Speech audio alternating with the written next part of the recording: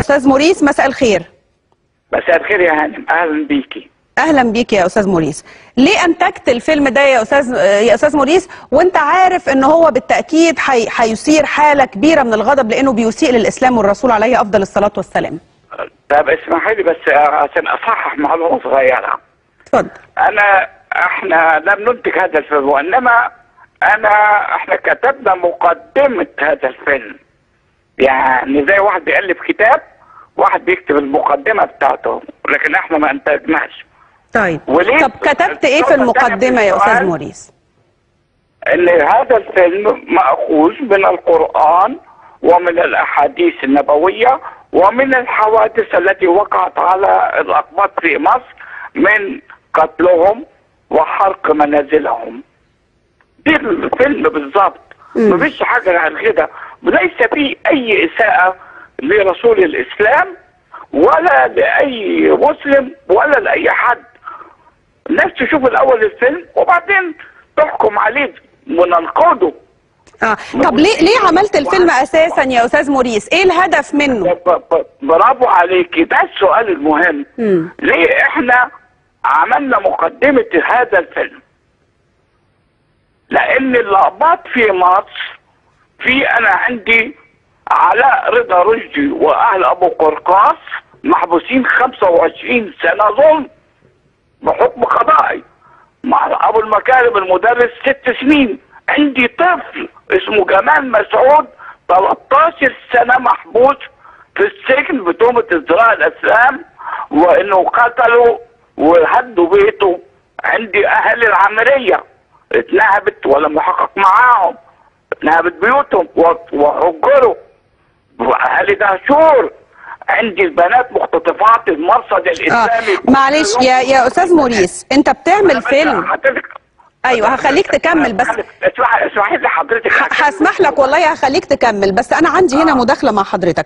انت بتعمل فيلم يسيء للاسلام ويسيء للرسول عليه الصلاه والسلام، وانا بتكلم عن رؤيه، انا بتكلم عن فيلم شفته ولكن مش هذيع ولا جزء منه على الشاشه عشان الناس تشوفه، لاني لن اشارك في عرض حاجه زي دي. لكن انا بسالك، انت بتعمل فيلم يسيء للرسول عليه الصلاه والسلام وللمسلمين علشان اقباط ومسلمين محبوسين معاهم والقضاء هو اللي بيفصل. ايه علاقة ده بده؟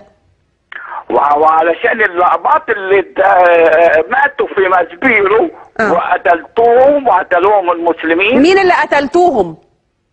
المسلمين اللي قتلوهم. انا ما قتلتش حد ولا المسلمين. ما نقدرش نقول المسلمين قتلوا حد، زي ما نقدرش نقول المسيحيين عملوا فيلم يسيء للرسول. نقول في افراد عملوا فيلم يسيء للرسول، وفي بعض الافراد ايضا قتلوا الاقباط، واحنا اول ناس اعترضنا على ده وطلعنا وكنا في غاية الحزن على اخواتنا الاقباط. هي بتلوميني؟ ارجوك انت مذيعة فاضلة، تحاولي ما تلوميش. ما اعملش ايه؟ واسمع كلامك. ما اعملش اسمع الكلام في ايه؟ ما حاوريني ما تلومنيش. انا بحاورك، انا مش بلومك، انا بسألك سؤال. انا بقول لك الأقباط اتقتلوا في مسبيرو، فين المتهم اللي قتلهم؟ لم يقدم واحد للمحاكمة. هل المتهم ده هو الرسول؟ المتهم انا ما قلتش الرسول. طب بتسيء للرسول ليه؟ انا ما بقول الرسول قال امرت ان اقاتل الناس جميعا حتى يؤمنوا ان لا اله الا الله ومحمد رسول الله. لا لا لا لا لا، خليك معايا، لان افتكر ان حضرتك مش انت اللي هتفتي في الدين الاسلامي والرسول والقران قال ايه. ارجو ان حضرتك تقبل الحوار وخلينا نسمع من المهندس عاصم عبد الماجد يقول لنا هل ديننا ورسولنا عليه الصلاه والسلام هو اللي قال نقتل الاقباط وهو المسؤول عن قتل الاقباط في مسبيرو وفي اماكن اخرى او اوضاع اخرى والعياذ بالله؟ طبعا هذا كذب يليق بامثاله من الأوباش.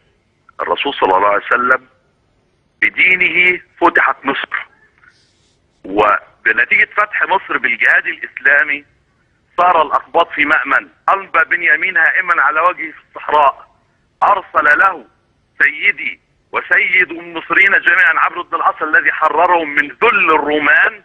كان الرومان يضطهدونهم ويغتصبون نساءهم ويدوسون على رقابهم بالنعال، وقتلوا شقيق الأنبا بنيامين، قتلوه حرقا بالنيران، أوقفوه في الصحراء وجعلوا حوله دائرا من نيران واوقدوا النيران حتى سال الشحم من جسده ومات متفحما. هو ده الجهاد اللي حرر هؤلاء. لن نحزن ان كنا نحن حررناهم ثم خرج منهم بعض الاوباش يطعنون في نبينا صلى الله عليه وسلم. فالقاذورات دائما لا ياتي منها الا القذر. كان قديما في مصر عربه مع عربه الكلاب. طب خليك معايا بعد اذنك يا باشمهندس عاصم. انا معايا الاستاذ المفكر الاستاذ جمال اسعد مره ثانيه، وهرجع ثاني استاذ موريس صادق اكيد عنده رد على الكلام اللي اتقال دلوقتي.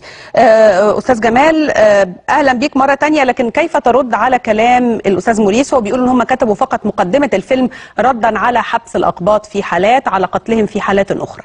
اولا مقدمه الفيلم او غير مقدمه الفيلم لا يجب ان نخلط بين مشاكل الاقباط التي لا ننكرها والتمييز ضد الاقباط الذي مثار الان على كل المستويات السياسيه، والذي يناقش على ارضيه سياسيه حتى تحل هذه المشاكل، ولا بد ان تحل، خاصه نحن في ظل حكم اسلامي منوط به اكثر من غير من النظم الحكم الاخرى ان يحل مشاكل الاقباط باعتباره يستطيع ان يقنع الشارع بهذا، فلا بد ان تحل هذه المشاكل. طبعا.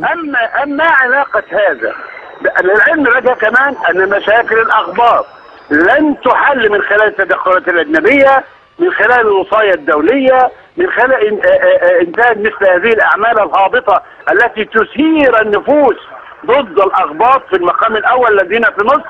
اقول هل اذا كانت هناك مقدمه، ما هي علاقه المقدمه وعلاقه الفيلم بالاقباط في مصر؟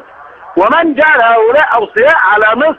يعني الاخ موريس صادق اسقطت عنه الجنسيه المصريه الان، اصبح غير مصري، وبالتالي لا يمثل الا ذاته اذا كان يستطيع ان يمثل ذاته. يعني هل موريس يمثلني انا كقبطي او يمثل الاقباط في مصر؟